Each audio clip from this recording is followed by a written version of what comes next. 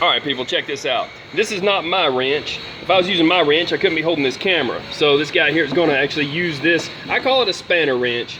It's a water separator or outside frame rail fuel filter wrench. What do you call this wrench? I call it Davco wrench. A Davco wrench, good enough. So I've always called stuff odd names. It's a spanner wrench because it spans the outside, but it's not an oil filter wrench because it's not the clamp style like the ones that usually would be up in here, but mine are plastic cap screws on the top. So there you go, Davco wrench. You can get these at Freightliner. Mine cost me, I think it's about 30 something bucks. All right, this one here, basically there's a tab on the bottom that you are gonna flip down and you're gonna drain it. When you do that, come up here, crack this and give it air. It's gonna drain down. Now this is showing restriction. It showed restriction from day one. I don't like Baldwin filters for that. It was messed up. It was like 4 or 5 fingers. If you're at 4 fingers, I say change them. Well, you see the level on this one has a level. It says change at this level. Okay, but honestly, any restriction is not good. This one shouldn't have shown restriction from the start. It's still at 3 fingers now, about 25,000 miles or so. I'm changing it. So, and just remember that the O-ring's got to go at the bottom. You can do this, get a antifreeze bottle and put up under it. You can go ahead, dude. So, he's got a little tray. Oh, it is an antifreeze bottle. See, that's what I do. I take a smaller than that. I take a regular antifreeze bottle. You cut out the side of it. Just hold on. Draining it. Did you need something from me when I was on the phone earlier? Yeah, we need to get approval on a 3-box. Need what? Approval on a 3-box. Okay, I'll go in the shop. Sorry, my kid's sick. So You're fine. So it goes around that and you just hand tight. When that comes off, it lifts up. There's an O-ring on the bottom. Do you have their phone number for me as well?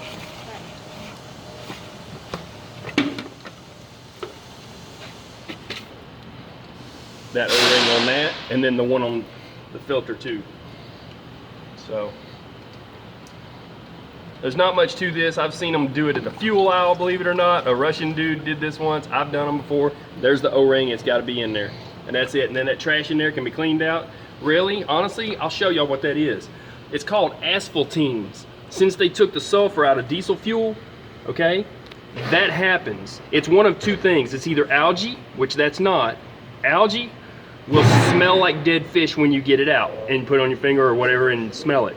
Asphaltenes is because this turns into asphalt. Diesel fuel doesn't have sulfur anymore. It's ultra low sulfur diesel, so that turns that into asphaltenes, but it also allows algae to live in diesel fuel. So if you got a truck that's been sitting a while, but now look, those are asphaltenes. That's the junk that's left over that didn't get into your engine. So it's good to have these water separators on these. But if it smells like dead fish, it's algae, and you need to put some algae killer in your fuel tank. So I put additive in my stuff, and it kind of keeps it good. So, you know, but if you wind up with that problem, you got to put that anti-algae stuff in your fuel tank. Volvos are real bad. Not knocking Volvo, they're real bad about that. So that's all. I'm showing that. Oh, you want to go ahead and slam it? Slam it, dude. We'll get that part too. He's just putting the filter back on. Oh man. No worries. Get that washed off. That happens if you hit it too hard, so put it in slow. But yeah, we're teaching by non-example. No, it's all right. The main thing is that is snug. When you say snug, that's plastic. It can break. That the O-ring's on the bottom. My battery's about dead. And then you pour diesel back in here.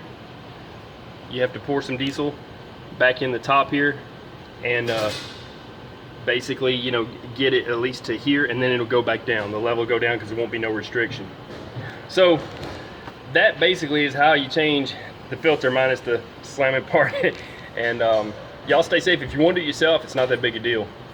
So I'm out. Hope I taught you something. Peace.